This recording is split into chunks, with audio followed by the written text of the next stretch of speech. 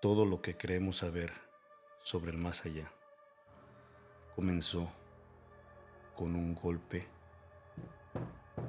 en la oscuridad. Marzo de 1848, Hainesville, Nueva York. Una pequeña cabaña de madera. Dos niñas aterrorizadas en la oscuridad de su habitación. Y algo respondiendo con una precisión desde dentro de las paredes. La historia oficial nos ha vendido la idea de que las hermanas Fox descubrieron una forma de comunicarse con los muertos, dando origen así a lo que hoy conocemos como el espiritismo. Pero existe otra versión, porque según testigos de la época, aseguraban que aquello que respondía no parecía el espíritu de un hombre, sino algo completamente diferente. Algo que, según ciertas versiones, llegó a identificarse bajo el nombre de el señor pie hendido o pie hundido.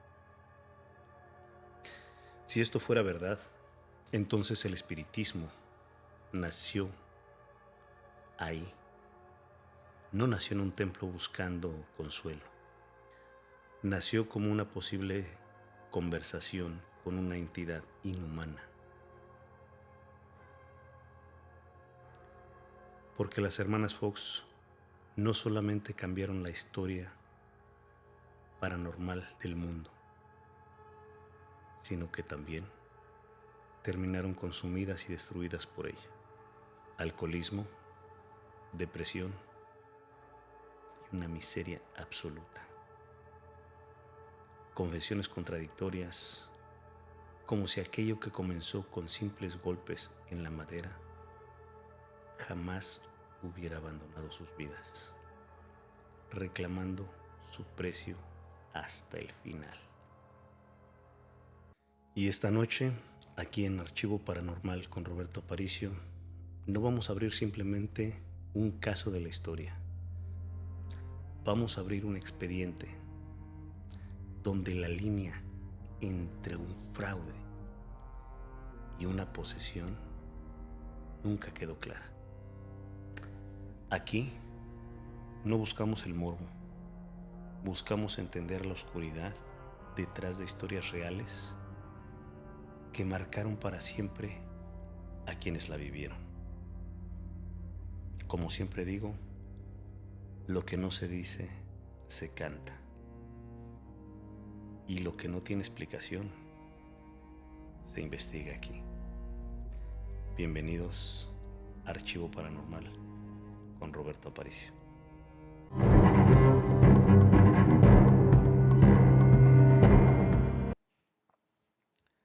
Maggie y Kate Fox tenían apenas 14 y 11 años cuando los muros de su casa empezaron a latir. Todo ocurría en las noches.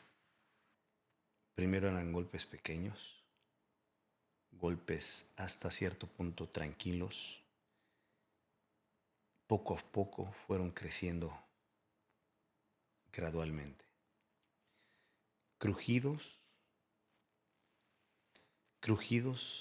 que no sabían al principio de dónde venían, pero se dieron cuenta que era a través de las paredes. Incluso cuando la familia permanecía completamente inmóvil y conteniendo la respiración para tratar de percibir eso, los ruidos tenían una presencia más fuerte. Al principio intentaron aferrarse a la lógica. Pensaron que eran algún tipo de animales, ratas, bichos. Después creyeron que era el asentamiento de la madera vieja. Pero una noche de marzo, el terror llegó. y se convirtió en un desafío. La pequeña Kate decidió responder. Miró fijamente hacia la oscuridad de esa habitación y dijo: haz exactamente lo mismo que yo. Entonces comenzó a chasquear los dedos en el aire. Según los registros de la familia, esos pequeños sonidos que hacía ella, golpes que hacía ella, fueron respondidos desde el vacío, uno por uno, imitando de forma idéntica cada sonido. La habitación quedó atrapada en un silencio enorme. La madre de las niñas intervino y comenzó a hacer preguntas, tratando de establecer una comunicación. Llegaron a construir un tipo de alfabeto de ultratumba, digo yo. ¿Por qué? Porque empezaron a comunicarse con esta entidad a través de golpes. Un golpe significaba sí, dos golpes era un no. Poco a poco, aquello comenzó a manifestarse de una forma más fría. Dijo ser la energía de Charles B. Rosna, un vendedor ambulante que fue asesinado dentro de esa misma casa años atrás, antes de que ellos vivieran ahí. Aseguró que su cuerpo seguía atrapado y enterrado bajo el piso del sótano. E incluso les relató detalles sangrientos del crimen, que ese crimen fue por dinero. Imaginen por un momento la escena. Dos niñas pequeñas en su habitación, solas, en medio de la oscuridad, dialogando con algo invisible, mientras las paredes retumbaban justo a su lado. Los vecinos acudieron al llamado de auxilio. ¿Por qué? Porque muchos escucharon sonidos por sí mismos. Y mientras algunos buscaban una trampa, otros abandonaban la cabaña completamente aterrorizados. Porque ellos juraban que aquello respondía como si estuviera vivo. Lo que ocurrió después cambiaría por completo el rumbo de la historia espiritual. Las hermanas Fox se volvieron un fenómeno mundial y miles de personas abrazaron la idea de que el velo entre los vivos y los muertos se había roto gracias a ellas. Así, de la noche a la mañana nació el espiritismo moderno, inundando las ciudades de mediums, sesiones a la luz de las velas y mesas que levitaban solas. Pero mientras la fe crecía, las sospechas se tornaban más oscuras.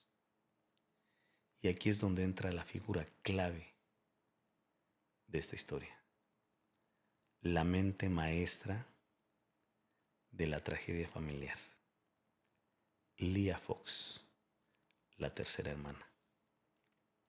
Ella era la hermana mayor, porque mientras Maggie y Kate, que eran las pequeñas, hablaban con esta entidad y aguantaban el miedo, Leah miró el fenómeno con ojos de ambición. Vio dinero. Tristemente, tomó el terror de sus hermanas y lo embotelló para venderlo como un espectáculo de variedades. Las llevó a presentarse en teatros lujosos ante cientos de personas sedientas de morbo por lo que ellas estaban pasando. Luces apagadas, llantos desesperados de personas buscando una última palabra, una última conexión con sus seres queridos. Pero la presión de Lía se volvió una carcelaria insoportable. Cuando los fenómenos reales no ocurrían, las niñas eran obligadas a mantener el negocio y comenzaron a producir sonidos tronando las articulaciones de sus pies contra la madera. Todo esto incitado por la hermana mayor para no perder ganancias en el espectáculo. Y es aquí donde nace la gran sombra que persigue este caso hasta el día de hoy. ¿Todo habrá sido un fraude magistral? ¿O las hermanas se vieron atrapadas en una red donde mezclaron manifestaciones reales con engaños humanos? Porque incluso si algunas sesiones fueron falsas, eso jamás explicará el horror, el terror que vivieron al principio. Décadas después, quebradas por el alcohol y la culpa, Maggie Fox apareció públicamente declarando que todo había sido una mentira de infancia y que los golpes eran un truco físico. La prensa las devoró, el mundo se burló de ellas y para la ciencia el misterio estaba resuelto. Pero la oscuridad no se deja encerrar tan fácil. Tiempo después, Maggie, la que había dicho que todo había sido una farsa, se retractó de haber dicho eso, asegurando que había confesado bajo presiones económicas y afirmando que los fenómenos originales sí habían sido reales. Entonces, la realidad nos entregó una prueba espeluznante. En 1904, más de medio siglo después de aquellos acontecimientos, una pared falsa del sótano se derrumbó y ahí estaba oculto, atrás de la estructura y entre la tierra, un esqueleto humano completo, junto a los restos de una caja de hojalata de un vendedor ambulante, exactamente como las niñas lo habían descrito 56 años atrás. Desde ese instante, el expediente jamás volvió a cerrarse, porque si todo era una farsa de dos niñas inocentes, ¿cómo sabían con esa precisión lo que ocultaban los cimientos o las paredes de esa casa? ¿Coincidencia? ¿Sugestión? ¿O una mentira para ocultar una verdad aterradora que las estaba consumiendo? ¿Había realmente una entidad bajo el suelo, en las paredes?